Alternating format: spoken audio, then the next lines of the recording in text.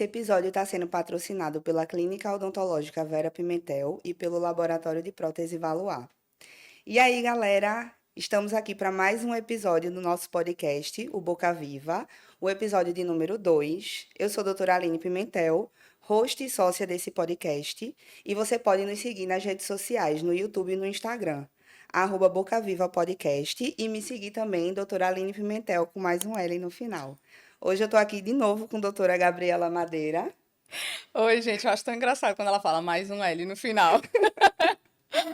Oi, gente, eu sou a doutora Gabriela Madeira, host e sócia do podcast Boca Viva. Não vai adiantar, só vocês seguirem a gente, tem que entrar lá no canal do YouTube, tem que dar o like, tem que se inscrever no canal. Lembrando que a gente também está presente no Spotify. Para quem quer me seguir no Instagram, eu tô tanto no Instagram quanto no YouTube, @doutora.gabrielamadeira. E aí, o que é que a gente tem hoje? E aí, hoje a gente tem um tema bem interessante, né? Que faz parte aqui do nosso dia a dia, tanto meu quanto da doutora Aline, e desse nosso convidado que a gente vai apresentar ele já já. Hoje a gente está aqui com o doutor Anderson Matos. A gente vai falar um pouco sobre a docência na odontologia, né? O ser professor dentista. Eu vou ter que ler para vocês o currículo dele, porque assim, vai ser uns 3 minutos de episódio só para esse currículo. Vamos lá. Ele é graduado em odontologia pela Universidade Federal de Pernambuco em 2008, especialista em micropolítica da gestão e trabalho em saúde pela Universidade Federal Fluminense em 2018 e mestre em odontologia com área de concentração em clínica integrada pela Universidade Federal de Pernambuco em 2011. Atuou na Prefeitura Municipal de Pojuca como coordenador de atenção em saúde bucal de 2013 a 2017 e apoio técnico em gestão em saúde bucal da atenção básica da Prefeitura da cidade do Recife de 2017 a 2019. Atuou ainda como coordenador do curso de graduação em odontologia da Uninasal Paulista e atualmente é docente do curso de graduação em odontologia do Centro Universitário Maurício de Nassau, Uninasal, Unidade Paulista, e coordenador municipal de saúde bucal da cidade do Recife, e ainda coordenador do curso de graduação em odontologia do Centro Universitário Universo Recife. É isso aí, pronto, nosso episódio acabou agora. Seja bem-vindo, doutor Anderson. Pode se apresentar aqui para o pessoal. Oi, gente. É um prazer enorme estar aqui com vocês. Obrigado pelo convite. De fato, depois desse currículo, eu acho que eu não tenho mais tempo, inclusive, para poder falar alguma coisa. Mas é isso. Muito obrigado pelo convite e vamos lá, né? Pode deixar também logo o seu Instagram.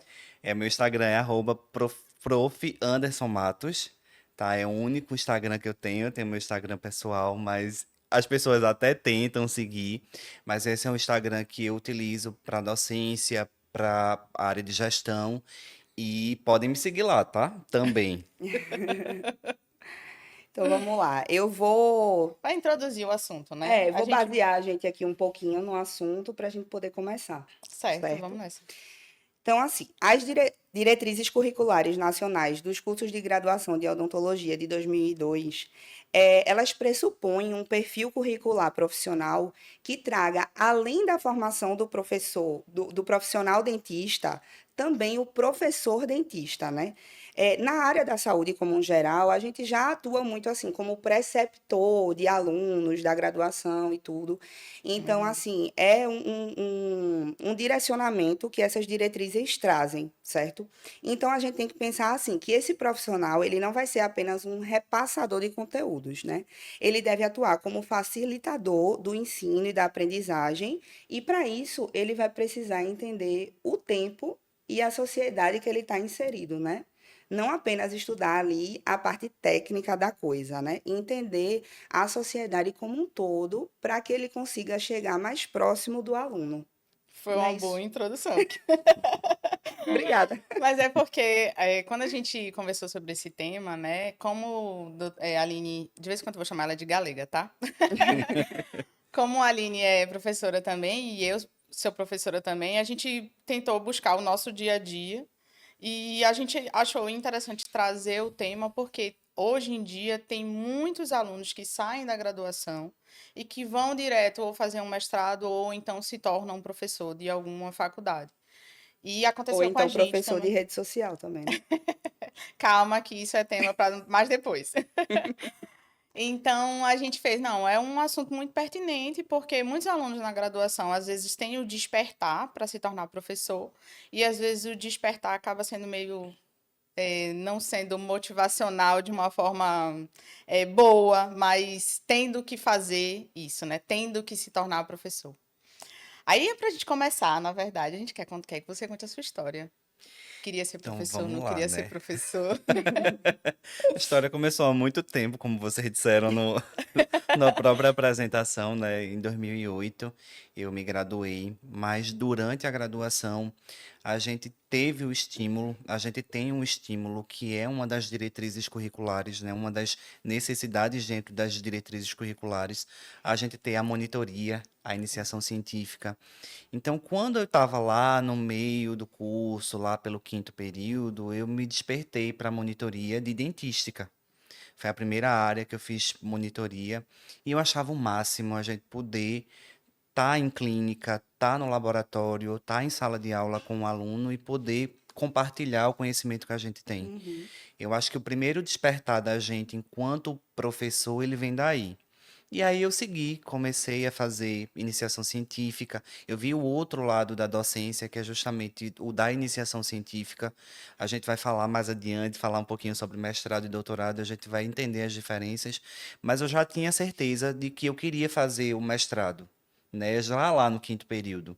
Disse, poxa, deve ser muito interessante ser professor, né? Sabia todas as limitações, a gente sabe a falta de incentivo que a gente tem no país da gente Sim, hoje para o professor, Sim. seja ele de ensino básico ou de ensino superior, Principalmente a gente que veio de faculdade pública, né? perfeitamente. E a gente que, na verdade, não está inserido enquanto docente em universidade pública. Então, para a gente ainda falta incentivo. Mas eu disse, eu quero tentar. Então, eu terminei a graduação e emendei logo em seguida. Era tipo novembro de 2008, eu terminando a graduação, em março de 2009, começando o mestrado. E a partir daí foi que eu comecei a perceber que o mestrado, mesmo com todas as limitações que tem, porque existe a limitação de fato de preparação, é. eu me apaixonei por aquilo. Uhum. Eu costumo dizer que quando a gente entra em sala de aula, a gente está representando, mas a gente está entregando também o máximo de conhecimento que a gente tem. E a gente também está aprendendo. Quantos de nós não aprendeu, né, lá quando a gente chegou e conversou com o aluno e teve uma intervenção de um aluno, dizer, isso aqui realmente Sim. podia ser interessante. Com certeza. Em cada aula, na verdade, é um aprendizado diferente para a gente que é professor. Porque como você tem a interação do aluno, é como se você recebesse uma resposta dele. E aí você acaba modificando tanto a sua postura ou naquele momento, ou então numa próxima aula eu já sei que eu preciso agir de uma forma diferente. É verdade. É Cada vez é um pensamento diferente, uma postura diferente. uma experiência diferente, né? É. Eu estava ouvindo aqui você falar, né? E aí me veio aqui a cabeça que você saiu direto da graduação para o mestrado, né? Você acha que você ter feito assim, ter feito direto, tinha alguma diferença se você tivesse deixado para fazer depois, com uma maior maturidade profissional, digamos assim? Você acha que isso influenciou na sua carreira? Total, eu acho que inclusive teve um divisor de água para mim em relação a isso. Se a gente for parar para pensar, hoje a formação do cirurgião dentista ou do profissional em si, quando a gente vai para prática profissional, normalmente hoje a gente tem a história de fazer a graduação, especialização ou residência e a partir daí partir para o mestrado. Uhum. Eu acho que Gabi foi assim, né? Foi. A Aline Eu também. foi assim e assim vai.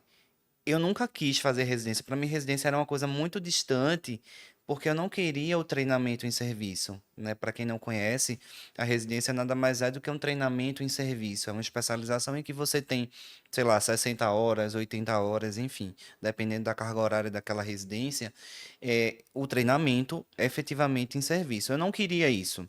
Eu não tinha muita definição na minha cabeça do que eu queria fazer de especialização. Então eu Entendi. não sabia se eu queria. Amei fazer monitoria de dentística, mas eu também amava patologia oral. Eu também amava estomatologia. Eu amava amava saúde pública. Então eu não conseguia me limitar de definir uma residência, uma especialização. como eu já tinha pensado quando eu saía, vou fazer odontopediatria, vou fazer coisas que na verdade para mim não me chamavam muita atenção. E aí eu disse, bom, eu gosto muito de ensinar, eu sempre fui. Eu tenho curiosidade para contar para vocês que eu ia fazer licenciatura em matemática, né, antes de fazer graduação em Parece um odonto. pouco comigo, Eu né? vou Meio. complementar. A Aline faz contabilidade. Pois é, e aí é isso, porque na verdade a gente talvez tenha um perfil muito de ser dinâmico, diverso e querer Sim, uma coisa que não limitasse. Sim, E aí eu disse, não, eu já tenho essa coisa da docência em mim desde a época que eu ia escolher meu curso de graduação. E aí eu disse, não, eu vou fazer o mestrado porque é o que eu quero, é o que eu me identifico naquele momento, né? Com o passar do tempo eu me identifiquei com gestão, que eu poderia ter feito uma residência em gestão, mas eu acho que isso não me fez falta. Eu acho que se eu tivesse deixado para maturidade, talvez eu fosse engolido pelas questões profissionais, de rotina, e eu não teria feito. entendi. claro, com certeza. E tu teve uma inspiração, assim, teve alguém durante a graduação, ou até na época do mestrado mesmo, que foi uma inspiração para você, que você acha que assim, eu quero ser igual àquela pessoa. Nós já somos mais velhinhos, né? A gente já é formado há um bom tempinho. Fale por você. Eu não Então, queria entrar assim, nesse mérito, né? Mas já que você entrou. então, nós tivemos professores X e Y. Então, tivemos professores inspiradores, como tivemos professores que a gente não quer ver nem de ouro, né? A verdade é essa. E para você, teve alguém assim que te inspirou nesse lado de ir diretamente para o mestrado e se tornar um professor? Eu tive dois professores, né, que me deram esse norte até e essa coisa de me inspirar neles, né? O primeiro professor que eu tive foi o professor de dentística, que eu tive da minha disciplina de dentística, que é uma pessoa maravilhosa, que até hoje acho que a grande maioria conhece, que é Cláudia Leomar, né? É uma pessoa fantástica. Então, ele foi a primeira pessoa que eu olhei e me inspirei para ser professor. Tanto é que eu fui monitor de dentística e me identificava muito com a área. E a segunda professora foi a professora de patologia oral, né? Que eu acho que algumas pessoas conhecem, que é a Jurema Freire, Sim. né? Que era uma referência para mim no sentido, eu quero ser como essa pessoa, porque ela gosta de dar aula, ela dá aula com muito entusiasmo e gosta da área que escolheu para poder se especializar, para poder estudar. Então foram esses dois professores, isso no quarto e quinto período. Então eu digo que o quarto e o quinto período, para além de ser já um divisor de águas para todo mundo, porque a gente começa a clínica, a gente começa a viver essa coisa do profissional, para mim também foi um divisor de definição profissional, né? Tanto é que quando eu cheguei lá no nono período, mais para o fim do curso, eu não queria fazer mais odonto. Eu queria desistir. E por que eu queria desistir? Porque na verdade eu estava sendo empurrado para as especialidades quando na verdade eu não queria. É, a gente é É meio verdade. empurrado mesmo para as especialidades mais, digamos assim, que dão mais retorno, né? No caso, assim, prótese, As implante, queridinhas, você. né? É, as É, queridinhas ali. As é, queridinhas das cifras, ou não. é. Ou não. Diante disso que você falou, eu fui pesquisar um estudo, né? A gente falando sobre se tornar um professor ainda na época da graduação. E aí eu vou falar um pouquinho sobre ele, né? Esse estudo, ele foi feito na Faculdade de Odontologia de Araçatuba, na Unesp, e foi feita uma entrevista com 76 professores dessa faculdade. E eles tiveram como resultados que a instrução dos docentes, ela se pauta basicamente a nível de estudo científico, técnico científico, né? E que não tem muita ênfase em relação à formação humanista. E o outro dado muito interessante que eu vi na conclusão é que apenas 10 dos 76 professores indicariam o curso de odontologia.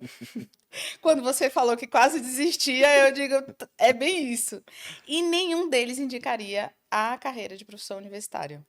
Assim, claro que a Faculdade de Odontologia de Araçatuba, com 76 professores, não é um indicador do De Brasil todo, inteiro, né? né? De tudo. Mas eu acho que é uma coisa, assim, bem pra gente refletir, porque realmente acontece isso, né?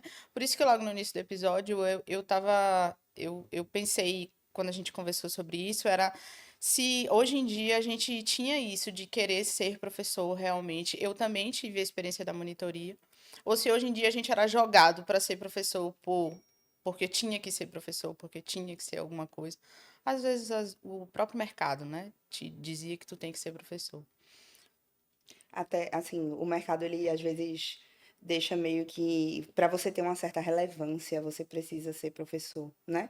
É, parece que as outras pessoas vão te enxergar. De Ou uma então, forma às vezes, diferente. até pela família, né? É assim, o que que você está fazendo? Não, eu estou fazendo mestrado, né? Você tem que dizer, você não montou seu consultório? Você não entrou num concurso? Não, mas eu faço mestrado. Você tem que dar aquela satisfação que naquele momento você está fazendo isso. Nem que seja para dizer que você está fazendo só o mestrado.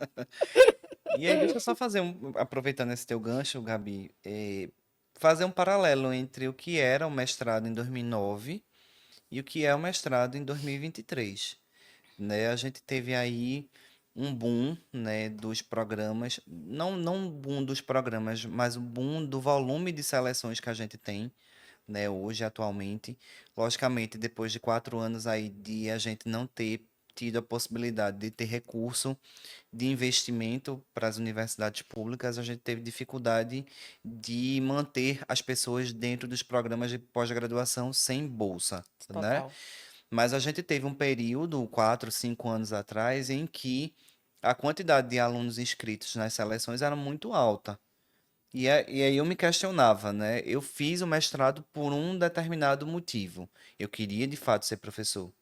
Entendendo que o mestrado ele traz essa limitação de: será que eu me formo como professor? Será que eu saio dentro de um programa de pós-graduação como mestre, realmente como mestre? O que é ser mestre? São vários questionamentos que a gente faz.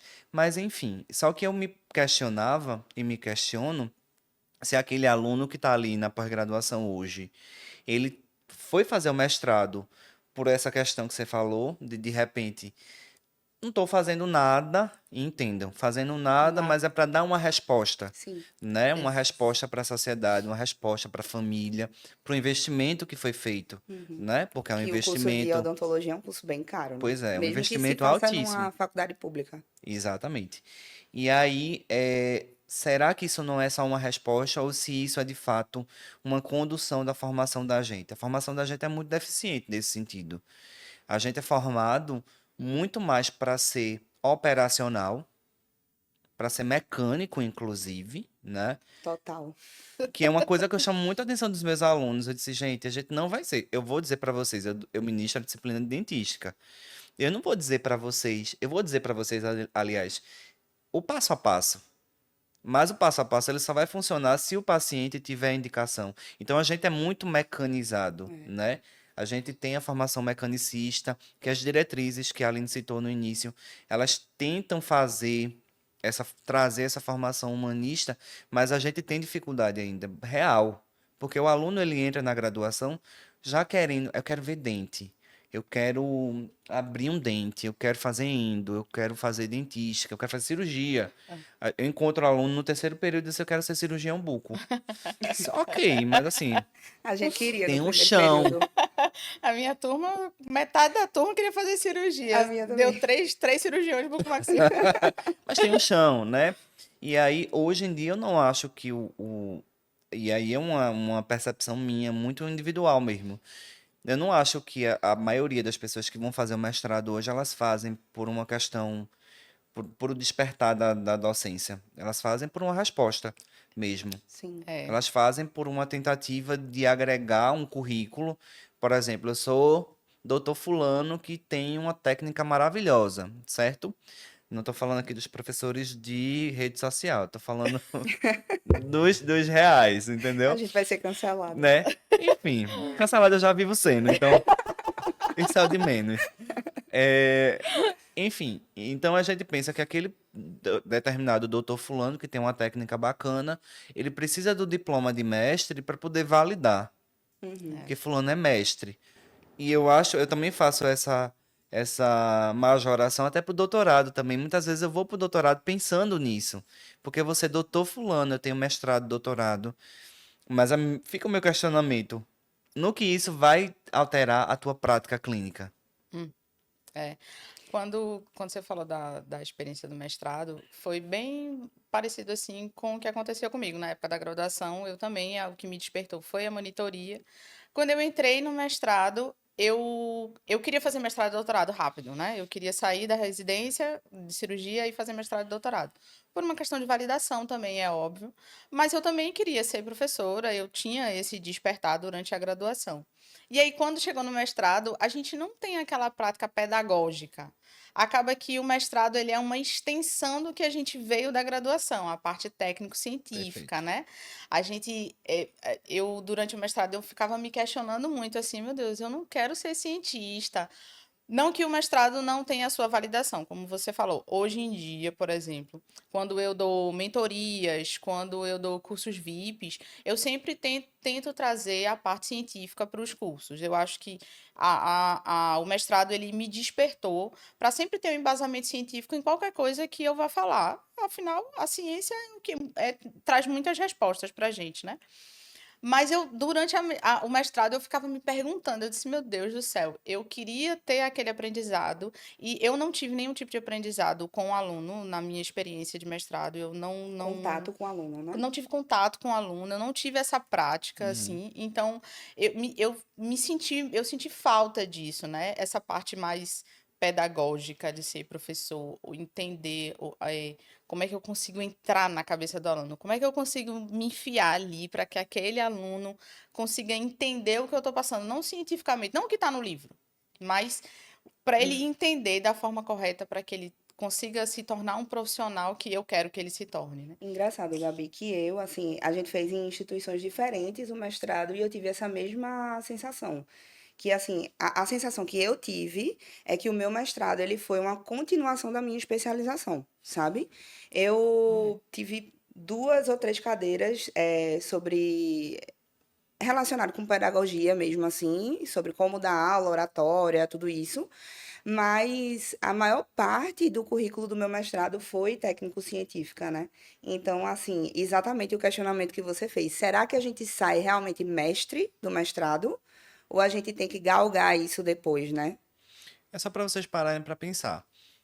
Meu mestrado eu terminei em 2011, né? A gente ainda não estava falando muito sobre metodologias ativas e metodologias didáticas e pedagógicas diferentes como a gente tem hoje. E isso é uma dificuldade para a gente. Por exemplo, eu saí do mestrado sem nenhum background, nenhuma base em cima das técnicas pedagógicas. Lógico, a gente não está fazendo pedagogia, não é a ideia. Mas a gente precisa, por exemplo, saber como passar o conhecimento, o saber odontológico, trazendo essa questão da ciência mesmo. A partir do que eu vejo na ciência, a partir do que eu tenho de evidência, como é que eu vou passar para o meu aluno? Então, o que é que a gente faz? A gente se vê, muitas vezes, repetindo o que a gente viu na Na graduação, graduação. Sim, né? O sim. formato de aula muito semelhante com o formato que a gente tinha na graduação.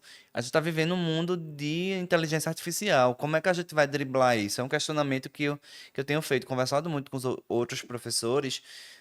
Mesmo nas provas abertas, a gente estava falando sobre provas abertas, provas fechadas e tal.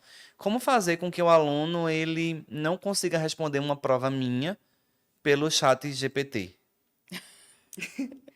Meu Deus. É É verdade. verdade, eu tava Né? refletindo Mas ele sobre isso responde, agora. ele responde. Eu fiz um teste. Eu estava na instituição conversando com outros coordenadores e a gente estava fazendo um teste. A gente estava conseguindo responder questões de disciplinas e de cursos completamente diversos ao meu, de uma forma muito segura e correta. Então, assim, até que ponto a gente está preparado para isso? A gente vai fazer o quê? Reciclagem? A gente vai fazer uma especialização? Porque a gente tem o quê? Didática do ensino superior, uma especialização que eu acho que é muito comum, muito famosa. Eu tenho, sei lá, metodologia do ensino superior, gestão do ensino superior, enfim, a gente tem várias possibilidades, mas o mestrado não traz isso para a gente. Isso. Então, existe uma falha de definição do próprio ensino odontológico. A gente tem instituições aí que trabalham muito essas novidades, essas coisas diferentes, né, de metodologias, que é a ABENO, por exemplo, que é a Associação Brasileira de Ensino Odontológico. E aí é interessante porque eles trazem novidades. Mas a gente está preparado para isso? enquanto professor, enquanto docente? A gente se formou para isso? A A gente foi gente levado a isso? Não, a gente teve uma formação diferente mesmo. E quando a gente estava conversando sobre o episódio, esse episódio a gente comentou sobre isso, assim, como hoje em dia a gente tem que driblar uma coisa para poder chegar no aluno, né? Antigamente a gente se comportava de um jeito como aluno, e hoje em dia os alunos se comportam de outro. Até É, porque na nossa época da graduação não tinha esse negócio não assim. tinha celular. Não, tinha Eu celular, pensei pô, que tu ia peraí dizer que não ia também. A ter gente não celular. nasceu na Olá, década de eu fiquei 50. tenso, eu fiquei Mas não tenso. era todo Quando mundo vocês que se tinha formaram? acesso à internet no celular, pô. Não era, não? É Olha, verdade. eu Não, também não sou tão é, velha assim. é. Mas era diferente o portar do aluno em sala de aula também, entendeu? Eu tive uma experiência de um aluno que me perguntou, que disse que tinha visto um vídeo falando sobre, eu estava falando sobre alguma coisa de cirurgia, eu não me lembro exatamente, mas ele disse que viu um vídeo de fulano dizendo uma coisa. E eu fiz, mas veja, segundo o livro, a gente se baseia nesse livro, a nossa didática, a minha aula é baseada no livro, e até isso eu preciso refutar em relação ao aluno, para dizer para ele que não é só o que ele encontra na internet, ou depende do que ele encontra na internet, mas o que ele encontra na internet hoje em dia é a vida dele. É o que ele faz Isso parte do dia a dia dele hoje em Isso dia. acontece muito comigo também em sala de aula, assim, o aluno dizer, não, eu vi num canal num perfil do Instagram, a endodontista falando isso aqui, e aí eu, tá, mas você foi procurar qual foi a referência bibliográfica que ela usou para fazer esse post, né? Então, assim, a gente vive um desafio grande em relação a isso, né? Na pós-graduação, quando eu dou aula, lá é uma tarde. Então, geralmente são 3 horas, 3 horas e meia, às vezes vai às 4 horas. E aí eu fico pensando, meu Deus, como é que eu vou fazer com que aquele aluno, óbvio que o aluno de pós-graduação não é igual ao aluno de graduação, né? Ele tem um nível de entendimento, de esclarecimento para querer aprender aquele assunto diferente, claro. Mas eu fico pensando, sempre que eu vou dar aula, eu fiz, meu Deus, eu preciso ter alguma coisa aqui no meio da minha aula que eu consiga passar diferente para ele, porque senão a minha aula vai ser igual a que ele teve na graduação com algum outro professor. E essa coisa das metodologias, parece que a gente tem que pular um muro para poder alcançar aquilo e dizer assim, eita, aprendi isso aqui, vou botar na minha aula. Mas é difícil, é Vocês já difícil. pararam para pensar como é difícil a gente se conectar com os alunos hoje em dia? Porque assim, é um Parece que eu tô vendo os desafio. meus alunos. É um desafio, porque veja, a partir do momento que eu tenho essa multidão de informações, eu tenho a possibilidade de ter acesso à informação que não é correta, que não é real, que é fake news, Sim. que é uma das coisas que a gente também precisa lidar quando a gente está dando aula, quando a gente está ensinando. E aí eu paro sempre para pensar, bom, eu tenho que, na verdade, ter muito cuidado de não reproduzir o que eu vi na minha graduação, mesmo que aquilo ali seja o padrão ouro, uma pessoa que eu me inspirei e tal. Porque, como a Aline falou, a gente não tinha acesso a celular com internet. Então, hoje em dia, enquanto a gente está falando uma coisa na aula, o aluno ele já está pesquisando, ele já está te refutando muitas vezes, Sim. dizendo para você, ó, isso aqui, ó, eu vi, tal pessoa fez assim, e aí? Eu tive esse episódio ontem. Ontem, uma determinada aluna chegou para mim para falar, professor, mas eu vi tal coisa, tal, tal, tal, tal, assim. Eu disse, olha, o que a gente tem de padrão ouro é isso aqui. Eu estou trazendo para vocês o que é atual. Mas o que a gente tem de variação de técnica, eu não comprovei. Eu não faço assim. Uhum. Então, assim, eu quero, eu até disse para a aluna, eu quero que você pesquise, eu quero que você se aprofunde e veja se isso contempla para você, com o que eu estou falando aqui. Mas é um desafio. A gente não toca o aluno. Verdade. É difícil hoje em dia mesmo criar essa conexão com o aluno. É muito do próprio dia a dia mesmo, né? E até o que a gente passou na pandemia, né? Pelo fato de cada um ter o seu jeito novo de aprender. Uhum. Durante a pandemia, eu dei aula para 2 alunos. Então, até para os alunos mesmo, hoje em dia, é diferente, assim, o jeito de lidar com o professor. É difícil. Sabe outra coisa que eu acho que é um desafio também? A gente vive uma geração muito imediatista, né? O aluno tá ali, ele tem acesso às redes sociais e ele vê dentistas de sucesso nas redes sociais, né? E assim, ele tá ali querendo chegar naquele nível, né? Perfeito. Mas assim, a gente não sabe, primeiro, ponto, a gente não sabe tudo que aquela pessoa que está ali na rede social passou para chegar até ali, né? A gente não sabe tudo que ele teve que estudar e lutar por Ou aquilo não, ali, ou né? não. E a gente também não sabe o quanto daquilo é realidade, Perfeito, né? Porque a rede perfeito. social é um recorte da realidade, ele mostra só o que ele quer ali. Então, a gente tem esse desafio de lidar com isso. O aluno, ele entra na faculdade e ele já diz assim: ah, não, eu quero saber fazer. Eu quero, eu quero ser harmonizador facial. Eu vim aqui para ser cirurgião buco, né? E ele não entende que o principal é saber por que fazer. Como você vai ajudar na vida daquele paciente, né? Eu acho que isso é E bem. aí entra no papel do professor cirurgião dentista, né? Esse é um dos nossos papéis, é tentar fazer com que aquele aluno entenda que aquele ali é um pedaço que não pode ser real, que o que ele está vendo ali pode não ser a realidade das coisas. É aí que entra o papel da gente como professor. Eu sempre tenho uma parte das minhas disciplinas, qualquer ela que seja, que é a gente conversar sobre a realidade da profissão, né? E aí eu sempre tiro pelo menos uma horinha para a gente fazer um bate-papo com eles, para poder justamente trazer isso das redes sociais, trazer isso do que é um cirurgião dentista de sucesso. Porque veja, eu não sou a pessoa mais acurada em rede social.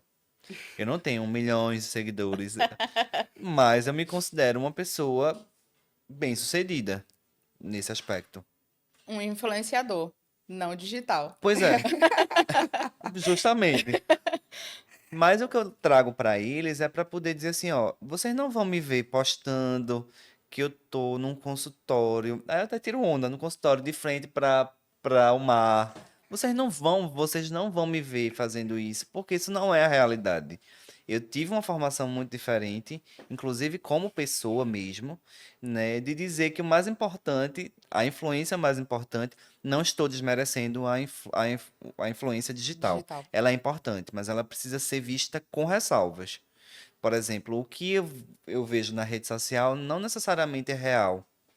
Então, às vezes, aquela pessoa tá lá mostrando um caso show de bola, top de linha, e na verdade não é a realidade. A gente não sabe como foi feita aquela técnica, se deu certo, se não deu. Então, eu Ou teve sempre. ideias que ficaram ruins e ele também não postou, não é? Exatamente. Ou então fazer como a gente vê as pessoas de fato postando uma coisa que não é tão legal, mas que gera muito like, Muito like, é. É. né? A gente já se deparou com isso. E não é antiético dizer, antiético seria falar quem é, mas não é antiético dizer que a gente já viu muita coisa que está incorreta, que está inadequada, mas que gera like, Hum. né? Gera conteúdo, né? Uhum. Engajamento. É. E pensando assim, refletindo, será que isso não faz com que os alunos da graduação olhem para aquela pessoa e digam: eita, eu quero ser professor? Porque aquela pessoa ali tá mostrando aquela técnica, ela é bem sucedida com aquela técnica, mas fulaninho fez o mestrado, fez o doutorado, então eu já sei, eu tenho que ser professor. Eu tenho que fazer o mestrado e o doutorado, porque é desse jeito que eu vou conseguir o like, né? Mais uma vez, coisas que a gente precisa conversar Pois durante a é, pois graduação. é, e a gente não conversa. E é por isso que eu tiro justamente esse tempinho das aulas para poder trazer a realidade. E eu sempre faço o reforço da seguinte situação. Isso é o que aconteceu com o Anderson, tá? Você pode ter uma trajetória completamente diferente. Você pode ter um desejo. Eu nunca tive desejo de ter consultório logo de cara, né? Atendi em consultório alugado e tal, mas eu nunca tive o desejo de ter consultório. Você pode ter o seu, mas para Anderson não funcionou desse jeito. Funcionou esse encantamento pelo mestrado, a vontade de fazer e a partir. Porque veja, eu terminei o mestrado em 2011, mas eu só vim me tornar docente em 2017. Muito tempo depois de docente, eu digo oficialmente falando, né, de estar lá assumindo uma disciplina. Então também tem um lapso ali de experiência profissional também para você poder chegar, ó, eu tenho mestrado, terminei em 2011 e agora eu tô pronto para poder falar sobre a minha profissão, ensinar sobre a minha profissão. É só um adendo aqui que a gente falou muito das redes sociais. Na verdade, a gente não está querendo demonizar as redes sociais, né? Elas são muito importantes. A gente hoje tem um acesso muito mais fácil à informação. Eu utilizo as redes sociais, o meu Instagram, eu utilizo dele como forma de trabalho. Hoje em dia é trabalho para mim. E assim, a gente é uma ótima forma até de a gente entender o contexto social que o nosso aluno está inserido para que a gente consiga chegar até ele, né?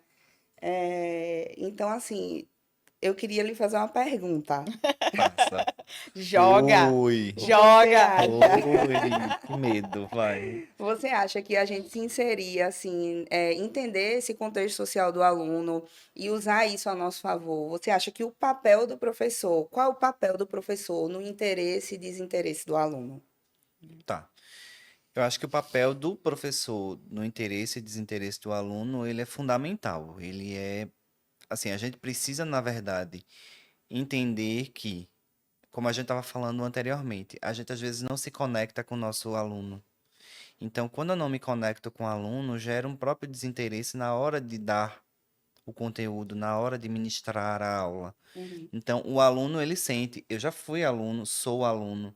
Então, quando a gente vê que o professor ele não está interessado, ou que ele não está, eu não digo nem se ele tem 100% do conteúdo, a gente nunca vai entrar em sala de aula com 100% do conteúdo, isso é claro, né? Corretamente. Por mais que você seja aquela pessoa que tem anos de experiência, anos de estudo, mas você nunca vai ter 100% do conteúdo. Até porque todo dia sai um trabalho científico Perfeito, diferente, né? exatamente. E eu sempre faço esses reforços quando eu estou dando aula. Isso aqui é um recorte de agora. Eu até brinco porque as minhas aulas são, eu faço aula à noite, então muitas vezes a aula ela é tem uns errinhos, eu tiro onda para poder me aproximar, para poder chegar no aluno. Então eu acho que a gente tem esse papel fundamental. A partir do momento que eu entendo o que é que o aluno precisa, o que é que o aluno está buscando numa graduação, porque tem isso também. Nem todo aluno está buscando ser um profissional excelente. Tem aluno que está buscando ganhar dinheiro, E certo? a odontologia tem muito isso, né? Pelo fato dessa mistificação de dizer que o dentista dá dinheiro e a odontologia dá dinheiro, tem muito aluno hoje em dia que acha que fazendo o curso de odontologia vai ser rico. E aí eu brinco, eu disse, gente, assim, até hoje eu não sou rico, mas tudo bem, vamos lá, né? Deixa eu contar um negócio a vocês aqui. Por É, falar nisso, assistam os outros episódios, porque a gente tá falando tanto sobre sucesso quanto tá falando sobre propósito. E aí tudo influencia nessa questão do que você quer ser como profissional. é isso. Então, quando eu não tenho essa conexão com o aluno ele vai se desestimular, inclusive até a ser professor. Porque eu já ouvi isso, inclusive, né? A gente tá falando um pouco de valorização e tal, também profissional enquanto docente, e a gente sabe que a remuneração ela não é como ela deveria ser. Isso eu falo com muita tranquilidade, né? É uma coisa que eu me coloco em todos os espaços que eu estou, né? Que não é o ideal para o tanto de responsabilidade que a gente tem. E eu já ouvi do aluno, poxa, professor, é tão pouco, né, para poder dar aula. Assim, não é, mas não é só isso. Não é só sobre isso, entendeu? É sobre isso também. Então, às vezes o aluno ele chega e diz assim: não, eu não tenho interesse de ser docente porque acho muito complicado, eu quero ganhar dinheiro, Tem isso né? mesmo. É, E ser docente e ganhar dinheiro são duas coisas que estão meio Dá uma, antagônicas. antagônicas nesse mas dá uma momento. tristeza, não dá não, né? Assim, o professor ele tem um papel tão importante, foi importante pra gente, a gente é importante pra alguém. Dá uma tristeza de dizer que a gente não é remunerado, Mas é porque isso é um que a cenário, gente não Gabi, tem um, dá uma nacional. tristeza. É um cenário de país. Enquanto a gente não resolver os problemas com a educação que a gente não vai conseguir ser justo, É verdade. né? É, E isso tudo eu entendo. Eu acho que, na verdade, quando a gente entra sabendo a remuneração que a gente vai ter, a gente entra sabendo que vai ter esse limitador. Mas, ao mesmo tempo, você tem um propósito, É, é. né? De é. você formar profissionais, né? Se eu puder ter um pontinho de ser um pontinho de luz para uma determinada pessoa, eu vou ser, por que não? Com É Contando certeza. que isso não verdade. me desgaste, contando que isso não seja uma coisa ruim para mim.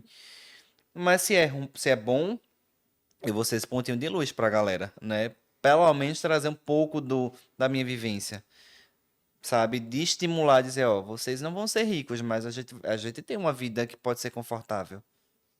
É, A com gente tem a certeza. satisfação profissional.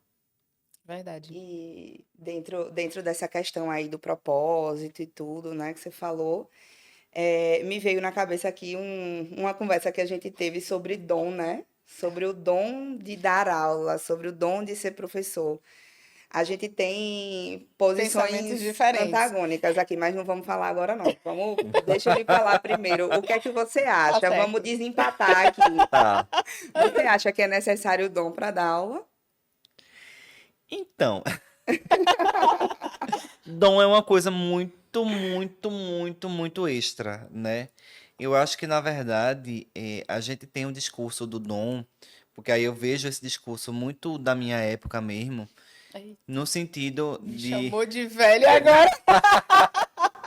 pô, a gente tem mais ou menos a mesma época, a gente tem mais ou menos a mesma época, né?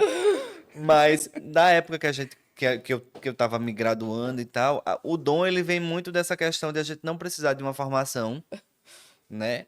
E conseguir manejar aquilo ali, né? Dar uma aula ser encantador, né? Porque assim, existem duas diferenças entre.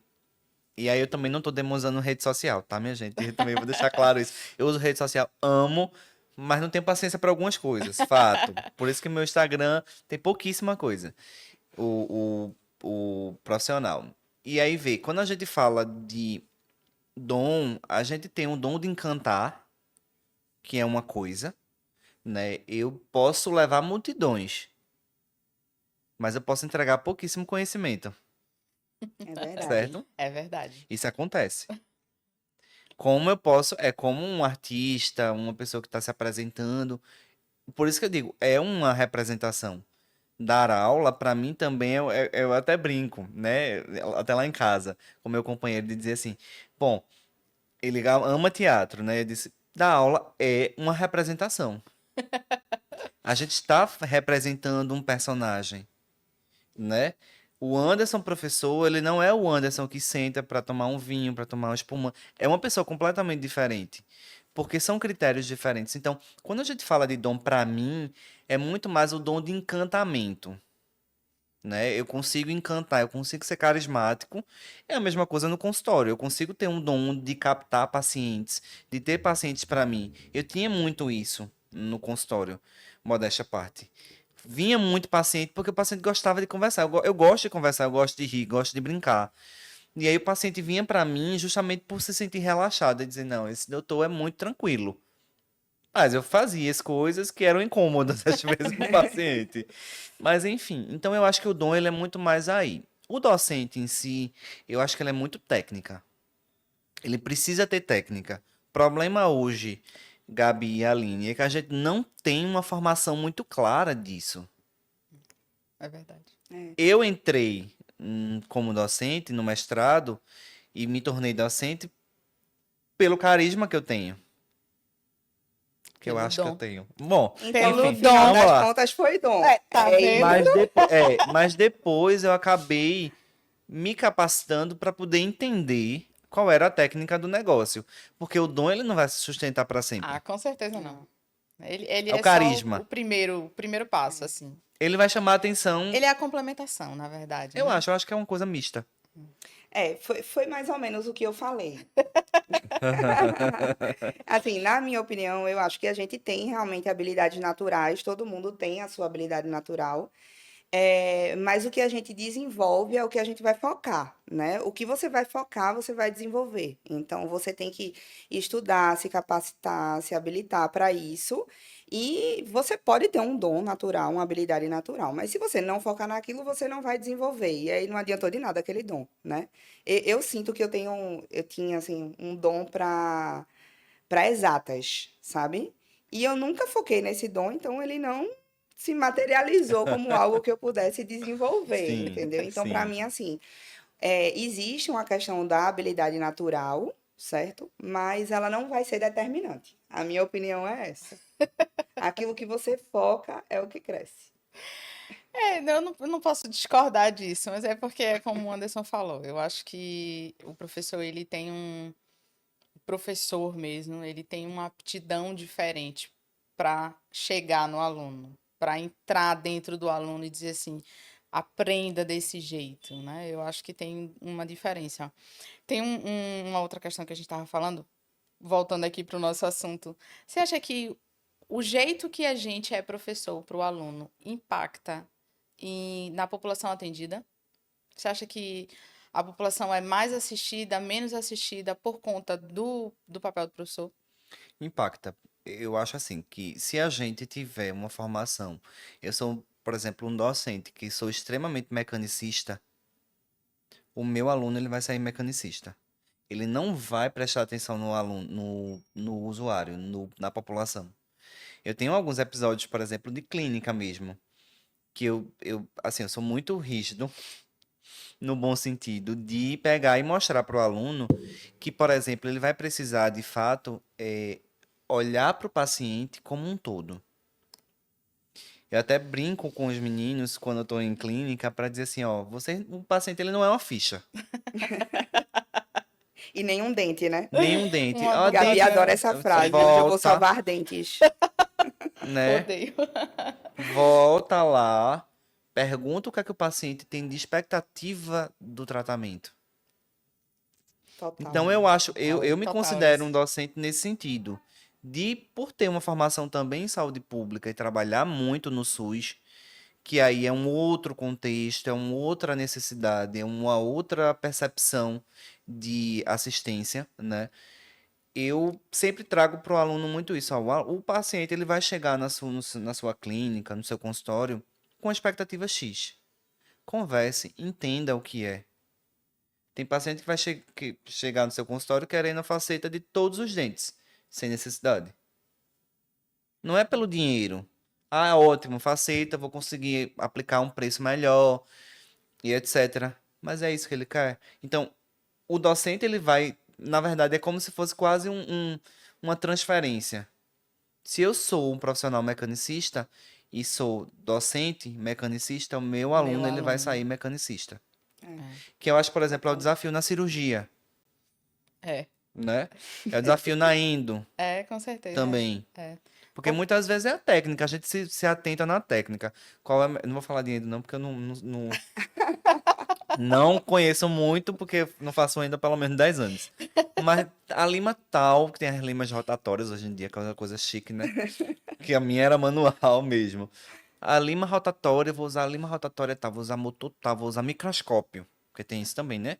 Sim. Enfim, cirurgia, vou usar um enxerto tal, não sei o que, não sei o que. Mas assim, o que é que isso vai refletir pro paciente real, É. sabe? Na graduação da gente foi bem isso, assim, foi bem o que aconteceu. A gente teve clínicas que realmente a gente acaba dando uma atenção mais para o paciente, e tem clínicas que a gente parece que tá operando boneco. A verdade Hum. é É. essa. É triste dizer isso, mas foi como aconteceu, né?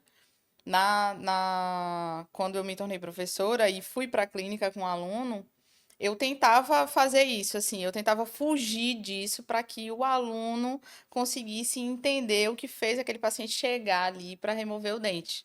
Às vezes eu tinha aluno que dizia assim, não, professor, esse dente o paciente não vai querer, não vai querer fazer endodontia, vai fazer cirurgia, vamos fazer. Eu sempre tentava buscar isso, mas confesso que às vezes era difícil assumir esse papel pelo fato de daquela técnica ter que estar muito presente naquele momento da clínica. O desafio do campo cirúrgico, né, Gabi? É, Que eu difícil. acho que é desafiador. O campo cirúrgico, ele já limita muita coisa, É. É. né? Eu até E, me arrisquei, tá? Fazendo cirurgia nos últimos anos. Com o campo cirúrgico, auxiliando um aluno, na verdade. Uma aluna muito boa, inclusive. E aí que você conhece. E aí era essa tentativa de não deixar o paciente totalmente coberto lá, sem saber o que estava acontecendo, sem comunicação com a gente. sem É. comunicação. É. Total.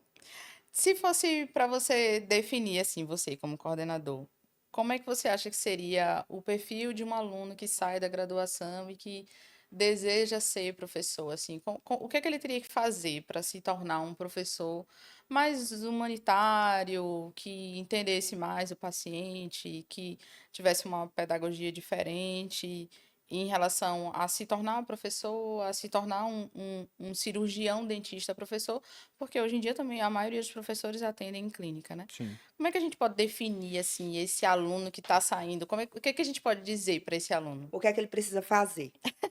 O que é que ele precisa fazer? Eu acho que a primeira coisa é ter muito claro do que ele quer, né? Ter muita clareza, porque veja, quando a gente sai da graduação, a gente não sabe nada, a gente tem clareza de nada, a gente tem medo de tudo, a gente não sabe o que é que vai rolar, né?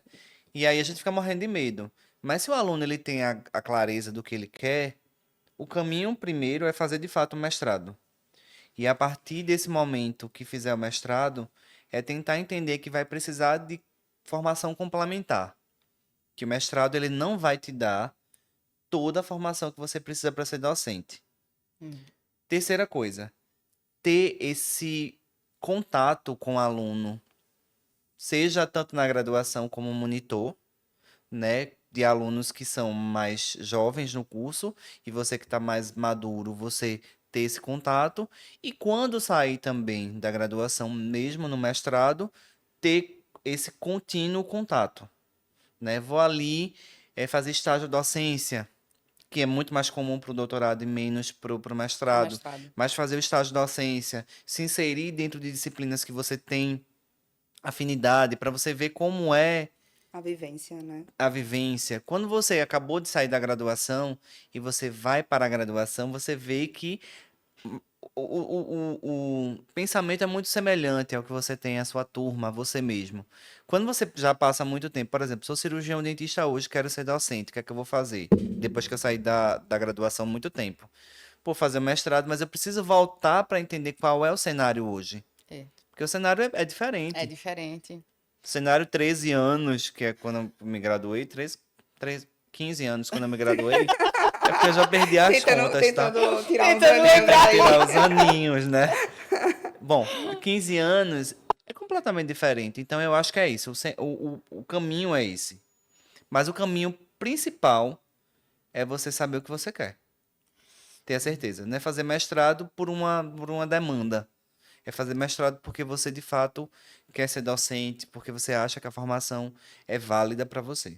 Até para você extrair o melhor daquilo ali, né? Daqueles 2 anos ali. É.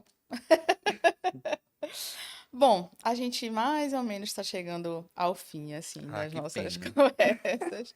É que a gente gosta de falar, né? Nós três Amo. gostamos de falar. Tava quase um.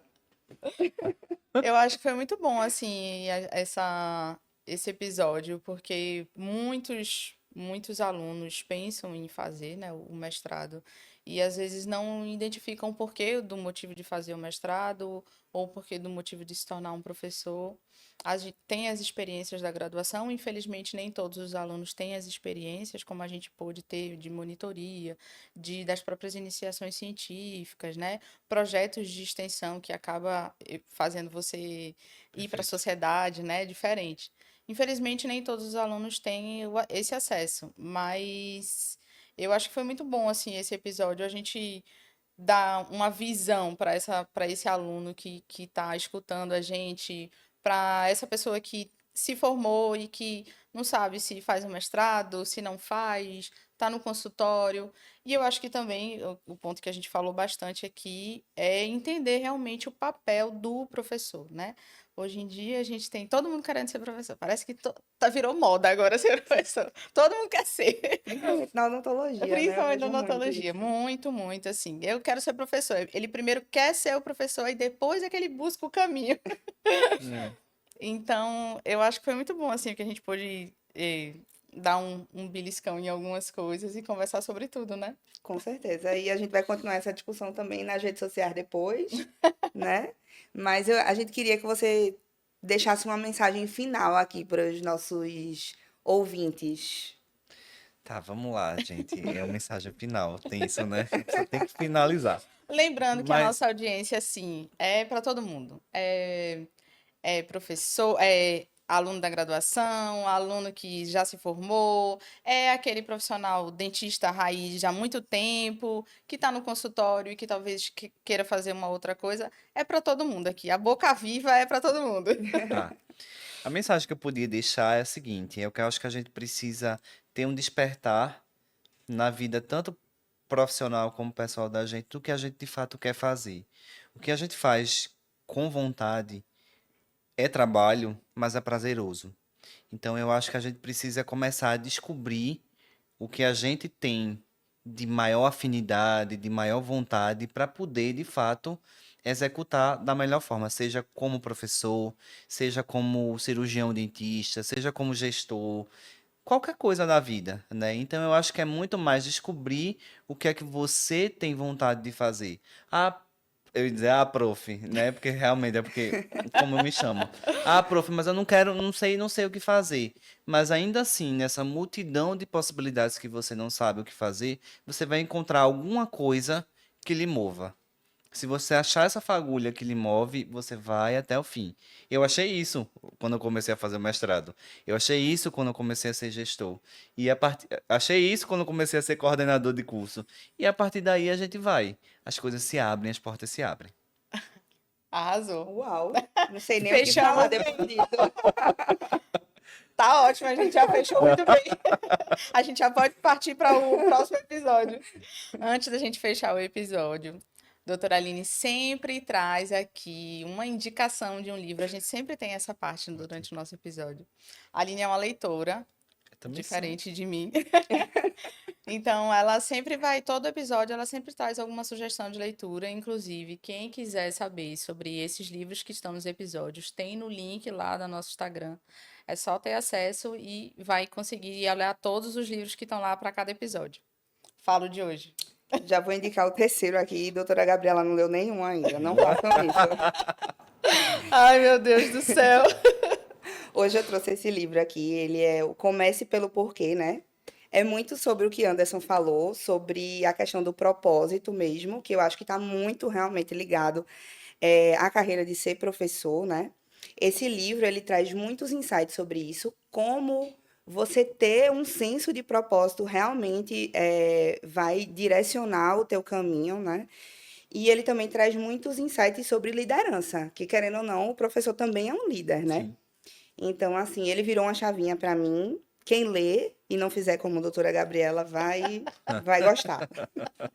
E hoje, contrariando o meu produtor, eu trouxe dois livros. Esse daqui é O Ser Professor. Ele foi escrito pelo Alberto Consolaro, que é um dentista também, né? Então, ele é um dentista professor. E esse livro ele é um pouco mais técnico. Então, aqui é já mais para quem sabe que quer ser professor, que quer seguir esse caminho.